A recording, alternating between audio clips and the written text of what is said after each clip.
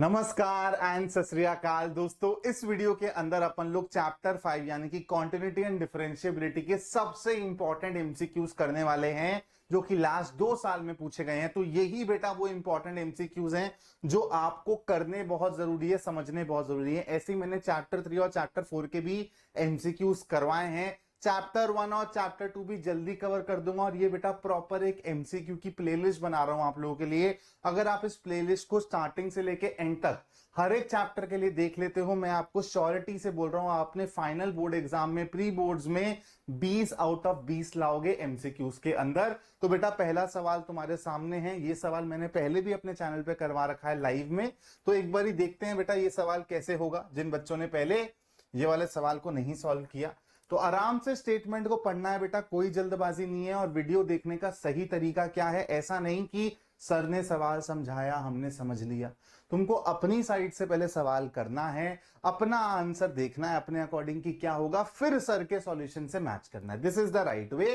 Please ध्यान रखना, जहां वीडियो को पॉज करने की जरूरत पड़े पॉज करो, जहां वीडियो को रिवाइंड करने की जरूरत पड़े रिवाइंड करो। और यार ऐसे मैं लेक्चर्स बहुत दिल से बनाता हूं यार, तो आप लोगों का सपोर्ट चाहिए दोस्तों। यार चैनल को सब्सक्राइब जरूर कर लेना और वीडियो को ना लाइक जरूर करके जाना एंड में। तो मैंने इस वीडियो पे 100 लाइक्स का टारगेट रखा हुआ है, देखते हैं कि टारगेट कंप्लीट कर पाएंगे या नहीं कर पाएंगे। जितनी जल्दी 100 लाइक्स होंगे बेटा उतनी जल्दी ही फर्दर पार्ट्स आते रहेंगे इस प्लेलिस्ट में।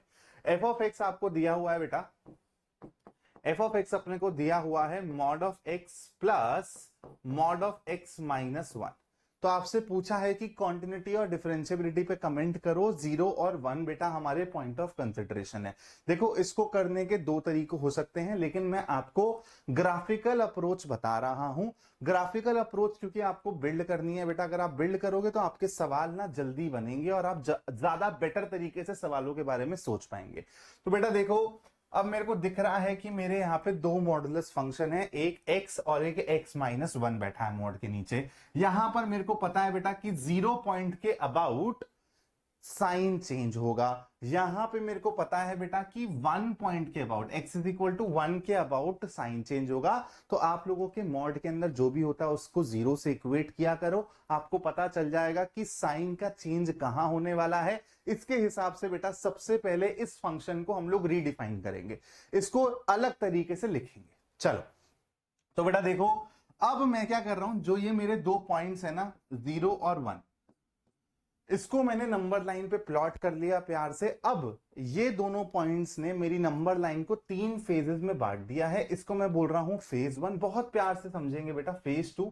सिर्फ एक बारी अगर आप ये वाला मेथड समझ गए तो आपको अपने आप ही ऐसे सवाल ना ज्यादा बेटर तरीके से समझ आने लगेंगे और आप बहुत जल्दी सॉल्व भी करने लगोगे। तो बेटा फेज 1 है जहां पर हम लोग 0 से छोटी आउटपुट लेंगे, फेज 2 है 0 से 1 वाली आउटपुट, और फेज 3 है 1 से बड़ी वैल्यूज। तो बेटा अगर अब आप खुद सोच के बताओ, 0 से छोटी वैल्यू लोगे तो ये कैसे खुलेगा, माइनस एक्स की तरह। और ये भैया कैसे खुलेंगे, ये 1 के ऊपर x माइनस 1 रहेगा और 1 के नीचे 1 माइनस एक्स रहेगा। आपको पता है ना बेटा मॉड x फंक्शन कैसे डिफाइंड होता है, will be equal to x if x is greater than equal to 0, will be equal to minus x if x is less than 0। Similarly mod of x minus 1 कैसे break होगा, यहां पर मैं लिख देता हूं आप लोगों के लिए। अगर बेटा x ये हो जाएगा x माइनस 1 के बराबर अगर x माइनस 1 मेरा ग्रेटर देन इक्वल टू 0 है, और 1 माइनस एक्स के बराबर हो जाएगा अगर x माइनस 1 लेस देन 0 है। तो ऑब्वियस सी बात है, 0 डालोगे तो बेटा ये नेगेटिव वैल्यू लेगा, तो मतलब 1 माइनस एक्स की तरह खुलेगा। तो ये हो जाएगा 1 माइनस एक्स। तो 0 से नीचे बेटा minus x plus 1 minus x, यानी कि मैं यहां पे फंक्शन को बोल सकता हूं कि वो ऐसा दिखेगा। और 0 से 1 के बीच में देखो, अब 0 से बड़ी वैल्यू के लिए ये तो खुलेगा एज x, और ये अभी भी 1 से छोटी वैल्यू ले रहा है क्योंकि 0 से 1 है, तो ये अगेन 1 माइनस एक्स की तरह खुलेगा। तो अब बेटा आप इन दोनों को कंबाइन कर दो, x प्लस 1 माइनस एक्स, तो खाली मेरे पास 1 बचेगा। और 1 से बड़ी वाली वैल्यू के लिए ये भैया भी पॉजिटिव, ये भैया भी पॉजिटिव, तो x प्लस एक्स माइनस 1 यानी कि 2x माइनस 1 की तरह। तो आपने फंक्शन को कर दिया रीडिफाइन। अब बेटा आपको कुछ नहीं करना, सिंपली इसका ग्राफ बना लो, आपको क्वांटिटी डिफरेंशिएबिलिटी एक ही टाइम पे आपको समझ आ जाएगी, अलग अलग सोचने की जरूरत ही नहीं पड़ेगी। तो चलो इसका फटाफट से ग्राफ बना लेते हैं। लाइन ग्राफ हम लोग 10th क्लास में ही बनाना सीख जाते हैं यार, तो ये मैं एक्सपेक्ट कर रहा हूं कि इतनी बेसिक चीजें आपको आती होंगी। तो बेटा यहां पर मेरा कहीं 0 है, x इज इक्वल टू 0, तो मैं यहां पे मान लेता हूं x इज इक्वल टू 1। ठीक है, ये ले रहा हूं मैं x इज इक्वल टू 1 वाली लाइन। थोड़ा सा पेन चेंज कर लेते हैं, है ना, थोड़ी सी फील आ जाए भाई। तो अब बेटा देखो 0 से नीचे 1 माइनस 2x, यहां पे देखो ये एक लाइन ग्राफ है जिसकी स्लोप आपकी नेगेटिव है। स्लोप नेगेटिव का मतलब क्या है, ऐसा ऐसा शेप जाएगा। और 1 से ऊपर मेरी स्लोप पॉजिटिव है तो ऐसा शेप जाएगा। और 0 से 1 में बेटा मेरा फंक्शन 1 वैल्यू ले रहा है, y इज इक्वल टू 1। तो सबसे पहले तो 0 से 1 के बीच में मैं ये लाइन बना देता हूं, और ये और कुछ नहीं है बेटा, ये y इज इक्वल टू 1 की लाइन है। लेकिन यहां नहीं लिखता हूं क्योंकि फिर अभी ग्राफ बनाना है अपने को। तो ये हो गया बेटा y इज इक्वल टू 1। इससे पहले मैंने क्या बोला बेटा, इससे पहले नेगेटिव स्लोप आएगी। और देखो 0 पे देखो x इज इक्वल टू 0 पे क्या वैल्यू आएगी बेटा, देखो अगर आप x इज इक्वल टू 0 डालते हो 1 1, तो मतलब यहां पे लेफ्ट पे जो ग्राफ आ रहा है वो यहीं पे ही आके इससे मिलेगा। ठीक है, नेगेटिव स्लोप के साथ। और 1 के ऊपर अब देखो 1 के ऊपर अगर मैं x इज इक्वल टू 1 डालूंगा तो मेरे को 1 मिलेगा ना। तो बेटा यहां से फिर इसी पॉइंट से विदाउट एनी गैप मेरा ग्राफ ऐसे पॉजिटिव स्लोप की तरह चला जाएगा। तो आपका देखो ऐसा एक थोड़ा सा आप बोल सकते हो कटोरी टाइप का, इस टाइप का ग्राफ बन रहा है। और ये ग्राफ बहुत ज्यादा कॉमन है। आपको कहीं पर भी डिसकंटिन्यूटी दिख रही है नहीं सर, 0 से पहले भी, 0 से 1 के बीच में भी और 1 के बाद में भी कॉन्टिन्यूस है। तो ये हर जगह कॉन्टिन्यूस है, लेकिन डिफरेंशिएबिलिटी सर यहां पर और यहां पर ये डिफरेंशिएबल नहीं होगा। ग्राफ से कैसे बताते हैं डिफरेंशिएबिलिटी, जहां पर भी आपका कॉर्नर पॉइंट आ जाए, शार्प टर्न आ जाए, वहां पे मेरा ग्राफ डिफरेंशिएबल नहीं होगा।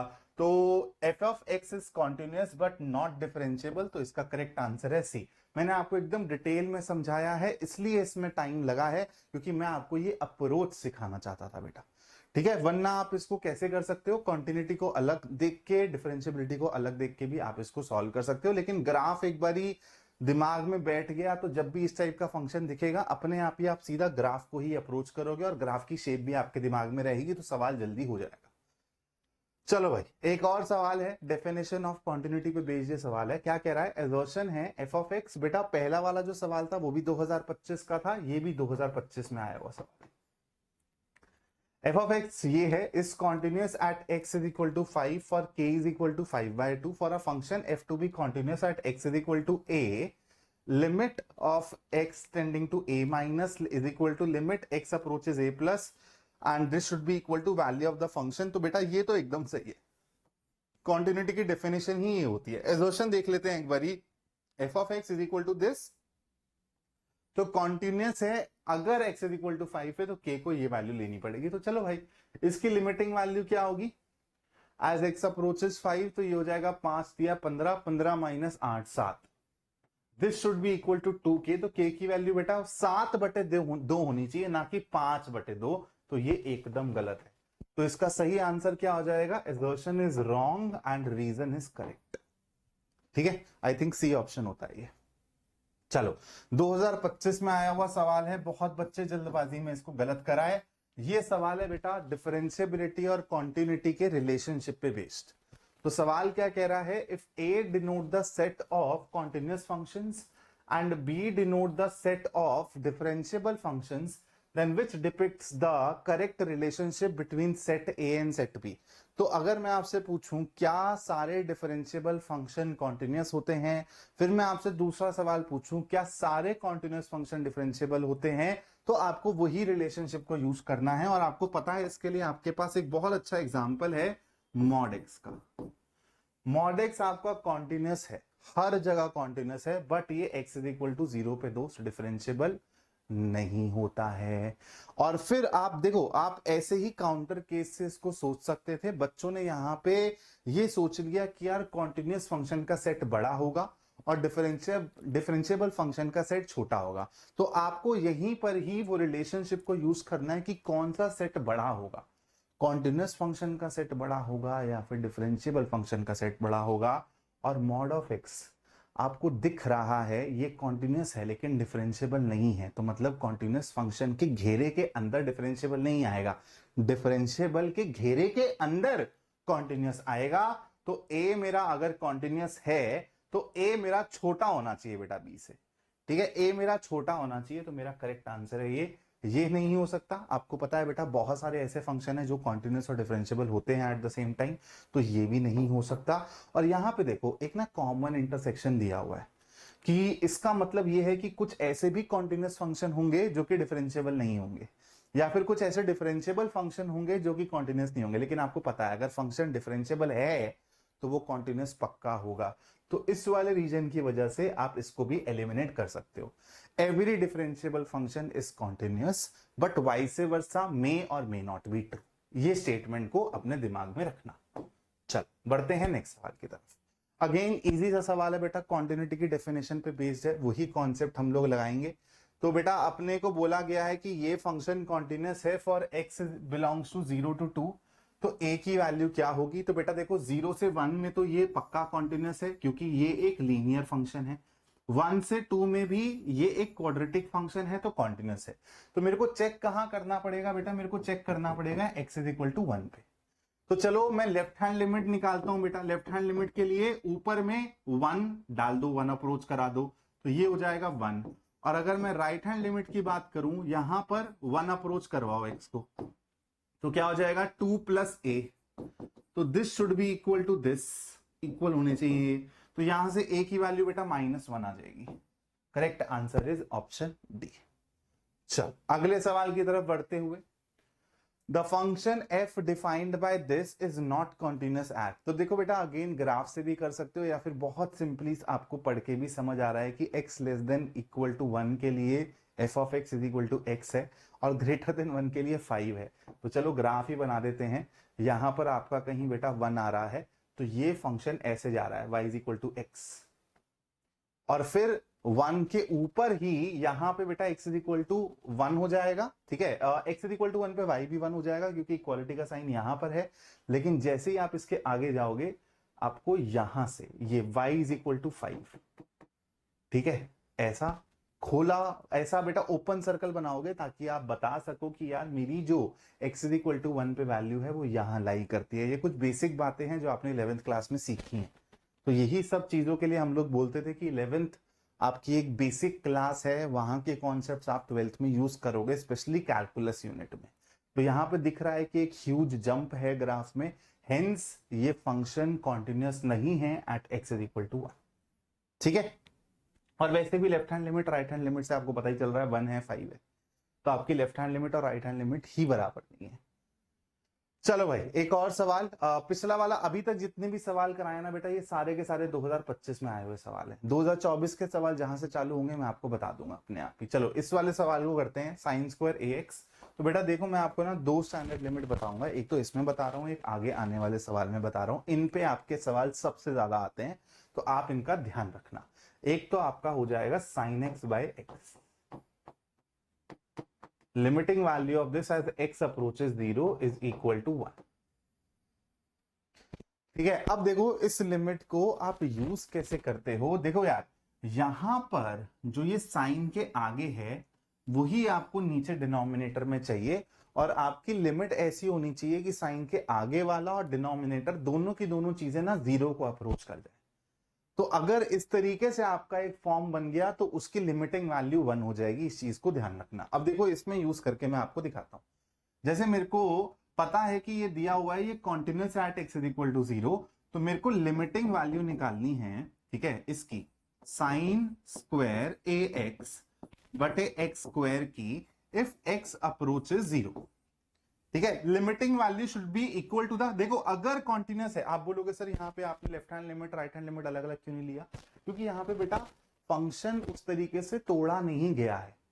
आपका यही फंक्शन है ना x इज इक्वल टू 0 के राइट में भी लेफ्ट में भी, तो आपको ऑब्वियस सी बात पता है कि लेफ्ट हैंड लिमिट और राइट हैंड लिमिट बराबर ही होंगी, इसलिए आप एक कॉमन लिमिट निकाल लेते हो ऐसे केसेस में।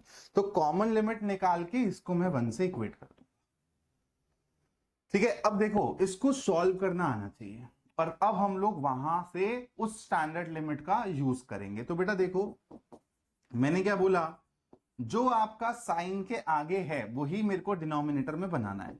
तो मैंने सबसे पहले स्क्वायर टर्म को ना ऐसे तोड़ दिया, ताकि आप लोग बेटर तरीके से समझ पाओ। सर ने बोला है साइन के आगे जो है वही साइन के नीचे भी होना चाहिए। और अब देखो लिमिट ऐसी है कि ये कंप्लीट चीज जीरो हो रही है, ये भी जीरो को अप्रोच कर रही है, तो ये किसके बराबर हो जाएगा बेटा बताओ? ये किसके बराबर हो जाएगा और ये किसके बराबर हो जाएगा? लेकिन सर ये एक हैरात में लाए हो क्या? तो एक ए स्क्वायर, क्योंकि ए और ए आपने एक्स्ट्रा लिया है ना डिनोमिनेटर में, तो न्यूमिनेटर में ए स्क्वायर रखना पड़ेगा। तो बेटा ये भी वन को अप्रोच करेगा, ये भी वन को अप्रोच करेगा, तो आपका a square should be equal to one. यहां से आपको ए की दो वैल्यूज मिलेंगी, एक +1 और एक -1। ठीक है, इंपॉर्टेंट सवाल है बेटा, अप्रोच समझ लेना। ग्रेटेस्ट इंटीजर फंक्शन अगेन एक बहुत ही ज्यादा रिपीटेड टॉपिक है कैलकुलस में, इस पे सवाल आता ही आता है। मॉडुलस फंक्शन और ग्रेटेस्ट इंटीजर फंक्शन के अराउंड वो सवाल बनाएगा ही बनाएगा बेटा।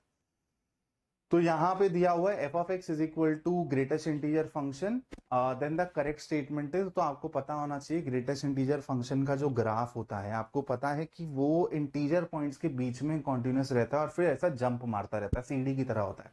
जैसे मैं अगर आपको यहाँ पे बना के दिखाऊं, ठीक है, तो दूसरा पेन ले लेता हूं मैं, ऐसा ग्राफ होता है अगर आपने देखा है तो, फिर यहां से यहां, फिर यहां से यहां, तो ऐसा ग्राफ होता है, ये सीडी की तरह होता है, इसलिए बेटा इसको स्टेप अप फंक्शन भी बोला जाता है। इसका एक दूसरा नाम है, इसका एक तीसरा नाम है बॉक्स फंक्शन। ठीक है, तो ये सबका सब मतलब है ग्रेटेस्ट इंटीजर फंक्शन। तो इसके दो नाम और हैं, एक step up function because of the इसका जो ग्राफ का शेप है, और तीसरा नाम है इसका बॉक्स फंक्शन। लेकिन आपके एनसीईआरटी में ग्रेटेस्ट इंटीजर फंक्शन ही लिखा हुआ आएगा हमेशा। कॉम्पिटेटिव एग्जाम में वो स्टेप अप फंक्शन भी बोल सकता है, बॉक्स फंक्शन भी बोल सकता है, ध्यान रखना। तो क्या बेटा ये F is continuous but not differentiable at x is equal to 2। f is neither continuous nor differentiable at x is equal to 2. f is continuous as well as differentiable at x is equal to 2.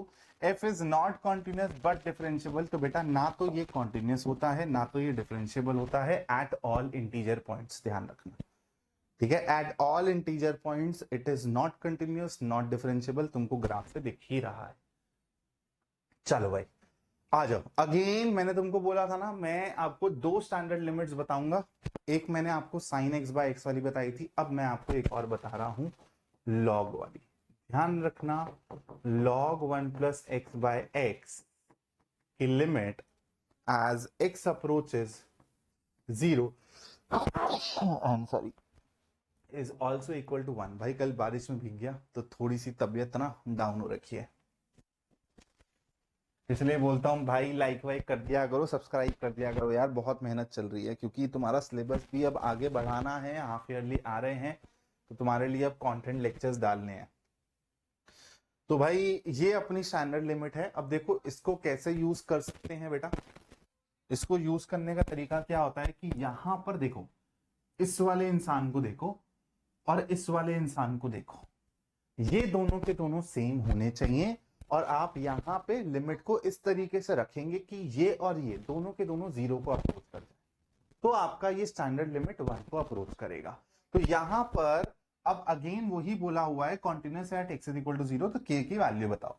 तो मतलब मेरा सवाल इस तरीके से मैं frame कर सकता हूं, limiting value of this as x approaches 0 log 1 plus A X plus log 1 minus B X upon में x। ठीक है, this should be equal to limiting value function की वैल्यू के बराबर होनी चाहिए at x is equal to 0, जो कि k दी हुई है। तो मेरे को मतलब सीधा सीधा ये लेफ्ट, जो ये लेफ्ट में लिमिट दिख रही है ना, इसको सॉल्व करना है और k से इक्वेट करना है। तो अब सबसे पहले बेटा मैं फंक्शन को ना ब्रेक कर देता हूं, क्योंकि मेरे को ये स्टैंडर्ड लिमिट यहाँ पे चमक रही है। तो मैं क्या करूंगा, ऐसे लिख देता हूं log 1 प्लस ए एक्स, ठीक है, log 1 प्लस ए एक्स, थोड़ी सी राइटिंग सुधार लेता हूं, log 1 प्लस ए एक्स, ठीक है, यहां तक तो आपको दिख ही रहा है ना बेटा, थोड़ा सा इसको लेफ्ट में और कर लें, यहां पे लिख लेते हैं ताकि दोनों की दोनों टर्म्स एक लाइन में आ जाए। log 1 प्लस ए एक्स बटा एक्स, ठीक है, और फिर plus log 1 minus B X बटा एक्स, ठीक है, इसकी limiting value as x approaches 0।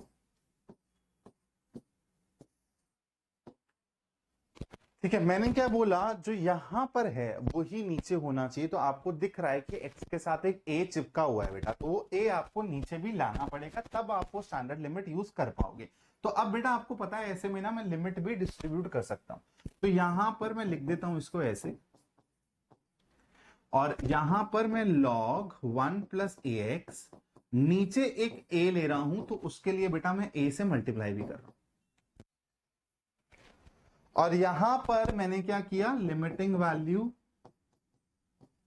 यहां पर मैंने 1 माइनस बी एक्स है, देखो माइनस बी एक्स, तो मैंने यहां पर एक माइनस बी ले लिया दोस्त। ठीक है, और नीचे मेरे पास एक्स है। अब मैंने अगर माइनस बी से डिवाइड किया है तो माइनस बी से बेटा मल्टीप्लाई भी करना पड़ेगा। आई होप यहां पर आपको दिख रहा होगा, है ना, ये कट तो नहीं रहा, आई थिंक कट रहा है थोड़ा सा। यहां पर मैंने क्या किया, माइनस बी से मल्टीप्लाई भी कर दिया। अब दिख रहा है। अब देखो बेटा, ये वाली चीज आपको स्टैंडर्ड लिमिट की तरह दिख रही है, तो ये हो जाएगी आपकी 1 के बराबर, और ये भी आपकी हो जाएगी बेटा 1 के बराबर। बचेगा क्या आपके पास, यहां से बचेगा a, यहां से बचेगा माइनस ऑफ b, तो a माइनस बी आपका k के बराबर आएगा। तो इसका आंसर है ऑप्शन सी। ठीक है, अच्छा सवाल है, क्योंकि ये स्टैंडर्ड लिमिट यूजुअली बच्चे सॉल्व करना नहीं जानते हैं, तो इसलिए मैंने आपको बहुत पेशेंटली सिखाया है। साइन एक्स बाय एक्स और ये लॉग वाली लिमिट पे अच्छा होल्ड बना लो, इस पे सवाल आते हैं। तो आपको बेटा कॉन्टिन्यूस है अगर इन आर, तो आपको ए और बी की वैल्यू बतानी है। चलो ठीक है बेटा, देखो x लेस देन 3 के लिए तो ये कॉन्टिन्यूस है क्योंकि कांस्टेंट फंक्शन है। 3 से 5 के बीच में लीनियर फंक्शन है, कॉन्टिन्यूस रहेगा 5 से ऊपर। तो मेरे को सिर्फ और सिर्फ 3 और 5 पे ही चेक करना है। अगर मैं 3 पे देखूं at x is equal to 3, तो मेरी लेफ्ट हैंड लिमिट क्या है बेटा, मेरी लेफ्ट हैंड लिमिट है 1 के बराबर, और मेरी राइट हैंड लिमिट किसके बराबर है, यहां पर 3 को अगर आप अप्रोच कराओगे तो 3a प्लस बी मिलेगा। अब 5 पे कॉन्टिन्यूटी के लिए एक और कंडीशन मिलेगी मेरे को, at x is equal to 5 आपका लेफ्ट हैंड लिमिट किसके बराबर है दोस्त, लेफ्ट हैंड लिमिट हो जाएगा 5a plus B, 5a plus B. और आपका राइट हैंड लिमिट किसके बराबर हो जाएगा दोस्त, राइट हैंड लिमिट आपको 7 के बराबर दिया हुआ है। ठीक है, अब कुछ नहीं है बेटा, दो इक्वेशन है, सॉल्व कर लो फटाफट से। तो 3a plus B should be equal to 1 and 5a plus B should be equal to 7। तो बेटा b को यहां से एलिमिनेट कर दो, माइनस कर दो। ठीक है, तो 2a मेरे पास आ जाएगा 6 के बराबर, तो a आ जाएगा मेरे पास 3। अगर मेरे पास a आ गया 3, तो b की वैल्यू आ जाएगी क्या, 9 माइनस 8, तो बी की वैल्यू आ जाएगी -8। तो इसका करेक्ट आंसर है ऑप्शन ए। एक बार ही बेटा बस कैलकुलेशन क्रॉस चेक कर लेना कि सही बैठ रहा है नहीं बैठ रहा। 5 दिया 15, 15 माइनस 8 7 होता है, एकदम सही बैठ रहा है। चल अगला सवाल, बहुत इंपॉर्टेंट फॉर्मेशन है ये x साइन 1 बाय एक्स की। ये sine 1 by x cos 1 by x वाले सवाल बहुत आते हैं, not just in board exams, ये आपको NDA, JEE Main, JEE advance हर जगह दिखेगा बेटा ये टर्म। क्या कह रहा है सवाल, f of x is equal to this when x is not equal to 0। x is equal to 0 पे 0 है, अगर ये कॉन्टिन्यूस है at x is equal to 0, इस कॉन्टिन्यूस स्टेटमेंट है ये। रीजन क्या दिया हुआ है, जब आप x को 0 अप्रोच कराओगे, मतलब जब इसकी लिमिटिंग वैल्यू देखोगे एज x अप्रोचेस 0, तो होगा क्या, साइन 1 बाय एक्स एक फिनाइट वैल्यू है बिटवीन -1 एंड 1, क्योंकि यहां पर इमेजिन करो कि ये तो आपका प्रोडक्ट में है, तो ये तो 0 की तरफ लेके जाना चाहेगा। साइन 1 बाय एक्स है, जब यहां पे x में आप 0 की बहुत नजदीक की वैल्यूज डालोगे, तो ये फिर भी -1 के 1 के बीच में कोई फिनाइट वैल्यू ले रहा होगा। ये ऑसिलेटरी फंक्शन है बेटा, तो ये -1 से 1 के बीच में ही रहता है, लेकिन एक फिनाइट वैल्यू ले रहा होगा। तो यहां पर ऑलमोस्ट 0 वाली value multiplied by a finite value, आपको लिमिटिंग वैल्यू क्या मिलेगी, 0 ही मिलेगी।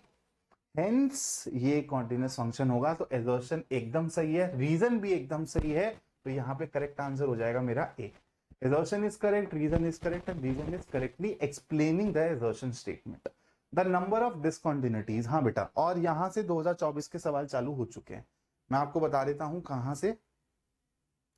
वेट करो, ये बेटा 2025 में आया है, यहां से 2024 के सवाल चालू, ठीक है, if I am not wrong. Discontinuity वाले सवाल ना 2024 में पूछे गए थे और 2025 में, तो बेटा हर साल ना एक पैटर्न फॉलो होता है, तो 2026 में भी ना उसके हिसाब से ही ना हम लोग प्रिडिक्ट कर सकते हैं कि किस टाइप के सवाल आएंगे। इस पे मैंने एक प्रॉपर डिटेल्ड वीडियो बनाया है जो तुम लोगों ने उतना देखा नहीं है, लेकिन वो वीडियो गोल्ड है। तो तुम लोग इस वीडियो से पहले वाली वीडियो जो वीडियो सेक्शन में होगी ना उसको जरूर देखना, तुमको उससे एक बहुत अच्छा आइडिया लगेगा कि तुम कैसे एक एक्सपेक्टेड लेवल ऑफ क्वेश्चंस का, एक्सपेक्टेड एग्जाम का आइडिया लगा सकते हो, थोड़ा सा स्मार्टली अगर सोचोगे और थोड़ी सी मैथमेटिकल एनालिसिस करोगे तो बेटा देखो, 0 से पहले पूरा कॉन्टिन्यूस, 0 से 1 के बीच में बेटा एक्सपोनेंशियल फंक्शन कॉन्टिन्यूस होता है, x ग्रेटर देन 1 में लीनियर फंक्शन कॉन्टिन्यूस। तो मेरे को चेक करना है 0 पे 1 पे, ठीक है। तो 0 पे अगर चेक करूंगा बेटा तो यहाँ पे लेफ्ट हैंड लिमिट आएगी 0 की बात कर रहा हूं पहले, ठीक है। तो लेफ्ट हैंड लिमिट आएगी 2 और राइट हैंड लिमिट आएगी 1 e टू द पावर 0। तो बेटा 0 तो अ पॉइंट ऑफ डिसकंटिन्यूटी है, इस पे फंक्शन कॉन्टिन्यूस नहीं है, मैंने टाका लगाया है, टिक लगाया है, टिक का मतलब कि ये डिसकंटिन्यूटी वाला है, कंफ्यूज मत होना। और 1 की अगर मैं बात करूं बेटा तो 1 पे मेरा लेफ्ट हैंड लिमिट आ जाएगा e और राइट हैंड लिमिट आ जाएगा अबाउट 1, ठीक है। यस, तो 1 पे भी डिसकंटिन्यूटी है, तो 0 और 1 दोनों पे बेटा फंक्शन डिसकंटिन्यूस है, इसलिए पॉइंट ऑफ डिसकंटिन्यूटीज मेरे 2 हो जाएंगे, नंबर ऑफ डिसकंटिन्यूटी 2 हो जाएंगी। ग्रेटेस्ट इंटीजर फंक्शन अगेन देखो 2025 में भी आया सवाल, 2024 में भी आया, जैसे मैंने आपको बताया। द ग्रेटेस्ट इंटीजर फंक्शन इस रेंज में इज नॉट डिफरेंशिएबल एट, मैंने आपको बताया है ग्रेटेस्ट इंटीजर फंक्शन किसी भी इंटीजर पॉइंट पे कॉन्टिन्यूस और डिफरेंशिएबल नहीं होता, तो इनके बीच में इंटीजर पॉइंट कौन सा है, 2 है, क्योंकि 1 और 3 इंक्लूडेड नहीं है, ठीक है। The number of points of discontinuity, again number of points of discontinuity पे सवाल है बेटा। तो अगर मैं बात करूं देखो लेस देन -3 की तो कॉन्टिन्यूस है, -3 से 3 के बीच में भी कॉन्टिन्यूस है, ग्रेटर देन 3 के लिए भी कॉन्टिन्यूस है, लीनियर फंक्शंस हैं। तो अब मेरे को -3 और 3 पे चेक करना है। अगर बेटा मैं -3 पे चेक करता हूं, अब इसको मैं बड़े प्यार से समझाऊंगा क्योंकि ऐसे क्वेश्चंस में तुम गड़बड़ करते हो। अब देखो -3 जब यहां पे रखोगे ना तो -3 का मॉडुलस 3 हो जाएगा, तो 3 + 3 लेफ्ट हैंड लिमिट तुमको मिलेगी 6 के बराबर, ठीक है। और अगर मैं राइट हैंड लिमिट चेक करूंगा तो -3 रखूंगा तो -2 टाइम्स -3 ये भी 6 है बेटा, तो राइट हैंड लिमिट 6 है। तो यहां पर, और फंक्शन की वैल्यू तो बेटा 6 के बराबर है ही, तो यहां पर मेरा फंक्शन कॉन्टिन्यूस है। और अगर मैं बात करूं at x is equal to 3, देखो जो मैंने पहला वाला ग्राफ वाला सवाल कराया था ना, वो भी आप कॉन्टिन्यूटी के लिए ऐसे कर सकते थे, डिफरेंशिएबिलिटी के लिए ग्राफ बना सकते थे। तो मैं आपको सारी अप्रोचेस सिखाने की कोशिश कर रहा हूं आप, ताकि आपके पास बहुत सारी अप्रोचेस हो जाएं और आप सवाल के अकॉर्डिंग अपनी बेस्ट अप्रोच उस सवाल में लगा सकें। तो इसलिए मैं आपको बेटा 360 डिग्री तैयार कराने की कोशिश कर रहा हूं। मैं आपको बोल रहा हूं अभी भी, मैथ्स के पर्सपेक्टिव से, फिजिक्स के पर्सपेक्टिव से अपने आप को बांधना मत बिल्कुल भी बेटा, आपको सवाल लगाने पड़ेंगे ढेर सारे, और उसमें ही मैं आप लोगों की मदद करना चाह रहा हूं। लेकिन आप लोग कंटेंट वीडियोस देखते ही नहीं हो यार, आप लोगों को सिर्फ स्ट्रैटेजी वीडियोस चाहिए, मोटिवेशन चाहिए, उससे हो जाएगा क्या, एग्जाम में अच्छे मार्क्स आ जाएंगे क्या? तो आप लोगों से दरख्वास्त है कि अपनी साइड की मेहनत करना चालू कर दो बेटा, मैं लगा पड़ा हूं अपनी साइड से यार। तो मैं कंटेंट डाल रहा हूं, मैं लाइव कर रहा हूं, वन शॉट्स बन रखे हैं, पीवाईक्यूज पड़े हैं, और इससे ज्यादा gold content class 12th maths का तुमको किसी चैनल पे नहीं मिलेगा। सब्सक्राइबर कम है, आई एग्री, उसमें मैं कुछ नहीं कर सकता बेटा, दैट्स फेट। कि वीडियो रिकमेंडेशन में जा रही है या नहीं जा रही है वो मेरे हाथ में नहीं है, इट्स ऑल एल्गोरिदम। मेरे हाथ में है बेटा तुम्हारे लिए बेस्ट से बेस्ट कंटेंट लाना, और मैं तुमको तुमको मतलब गारंटी दे रहा हूं, तुम कंपेयर कर सकते हो। जो मैं सवालों का एक कलेक्शन लाता हूं, मैं जिस तरीके से तुमको कॉन्सेप्ट पढ़ाऊंगा, जिस तरीके से तुमको 360 डिग्री प्रिपेयर करवाऊंगा, तुम अपने बोर्ड एग्जाम में जैसा भी पेपर का लेवल आएगा ना, तुम फोड़ कर आओगे, क्योंकि मैं तुमको रटा नहीं रहा हूं क्वेश्चन, मैं तुमको एक ओवरऑल तरीके से प्रिपेयर करवा रहा हूं, ताकि तुमको अप्रोचेस समझ आए और तुमको ये समझ आए कि यार कोई सा भी सवाल कैसे अप्रोच किया जा सकता है, अगर कोई नया सवाल दिख जाए तो उसको बनाया कैसे जा सकता है। तो मैं तुमको अच्छा फील कराने यहाँ पे नहीं बैठा हूं कि आसान आसान सवाल करा के तुमको अच्छा फील करा दूं। तुमको हर टाइप का सवाल देखने को मिलेगा, इसलिए पढ़ना चालू कर दो और मेहनत करनी चालू कर दो यार, अगर बोर्ड एग्जाम में अच्छा करना चाहते हो तो। चलो भाई, तो x इज इक्वल टू 3 की बात करूं दोस्त, तो मेरी लेफ्ट हैंड लिमिट हो जाएगी -6 के बराबर, और राइट हैंड लिमिट हो जाएगी दोस्त 6×18 प्लस 2 20। तो ऑब्वियस सी बात है कि यहाँ पे गैप है बेटा ग्राफ में, तो यहां पर मेरी number of point of discontinuity सिर्फ और सिर्फ एक हो जाएगा, that is x is equal to 3। चलो भाई, ओ हो देखो, जैसे अब इसको भी मैं ग्राफ से कर सकता हूं, लेकिन यहां पे मेरे को कॉन्टिन्यूटी और डिफरेंशियबिलिटी दोनों के बारे में नहीं सोचना है, सिर्फ और सिर्फ कॉन्टिन्यूटी के बारे में सोचना है। तो यहां पर मैं थोड़ा सा ना कॉन्टिन्यूटी के अराउंड जो मैंने सीखा है ना, उसको ही अप्लाई करूंगा। मेरे को पता है कि अगर दो कॉन्टिन्यूअस फंक्शन को जोड़ दूं, ऐड कर दूं, तो एक कॉन्टिन्यूअस फंक्शन मिलता है। तो अगर मैं आपसे बोलूं कि 1 - x क्या एक कॉन्टिन्यूअस फंक्शन है, आप बोलोगे है। अगर मैं बोलूं कि मॉड ऑफ x क्या एक कॉन्टिन्यूअस फंक्शन है, तो आप बोलोगे है। तो एक कॉन्टिन्यूअस फंक्शन और दो कॉन्टिन्यूअस फंक्शन का अगर आप संगम कर दूं, तो आपको एक कॉन्टिन्यूअस फंक्शन ही मिलता है। ये आपने पढ़ा हुआ है बेटा, ये स्टेटमेंट लिखी हुई है एनसीईआरटी में। So this is true. अब कोई से भी कॉन्टिन्यूअस फंक्शन पे अगर आप मॉड लगा देते हो, तो क्या आपकी कॉन्टिन्यूटी में कुछ गड़बड़ आती है क्या? नहीं, सारी वैल्यूज बस पॉजिटिव चली जाती हैं, आपके एक्स एक्सिस के ऊपर चली जाती हैं, लेकिन ग्राफ ब्रेक नहीं होता बेटा। तो अगर किसी भी कॉन्टिन्यूअस फंक्शन के ऊपर मैं मॉड लगा दूं, तो मेरा फंक्शन कॉन्टिन्यूअस ही रहता है, इसका आंसर हो जाएगा डी। ठीक है, तो बेस्ट अप्रोचेज आप लोगों को सिखा रहा हूं। अगला सवाल आप लोगों के सामने है, और आई थिंक ये लास्ट सवाल है बेटा। तो 2024-25 में इतने सवाल आए थे, मैक्सिमम इस चैप्टर से 2 एमसीक्यू आएंगे, वरना एक तो फिक्स है। और मैं यही बोल रहा हूं, जैसे तीसरे और चौथे चैप्टर में मैंने आपको बताया कि वहां पे 5 एमसीक्यूज तक बेटा आ जाते हैं, और 4 तो मिनिमम आते हैं। तो थर्ड और फोर्थ चैप्टर का जो मैंने एमसीक्यूज कराए हैं वो भी देख लेना। और ऐसे मैं हर चैप्टर के लिए ये लेक्चर्स डालने वाला हूं, पूरी प्लेलिस्ट बनेगी। देखो, मैं तुमको हर तरीके से कंटेंट प्रोवाइड कर रहा हूं, वन शॉट्स ऑलरेडी प्रोवाइडेड है। तुमने बोला सर इस साल के हिसाब से भी डाल दो कुछ चैप्टर्स के, आपसे मैंने पूछ लिया, टेलीग्राम पे बात कर ली, तो मैं उनकी भी तैयारी करनी चालू कर रहा हूं। आपको जल्दी कुछ सिलेक्टिव चैप्टर्स के वन शॉट मेरे चैनल पर दोबारा अपलोड होते हुए दिखाई देंगे।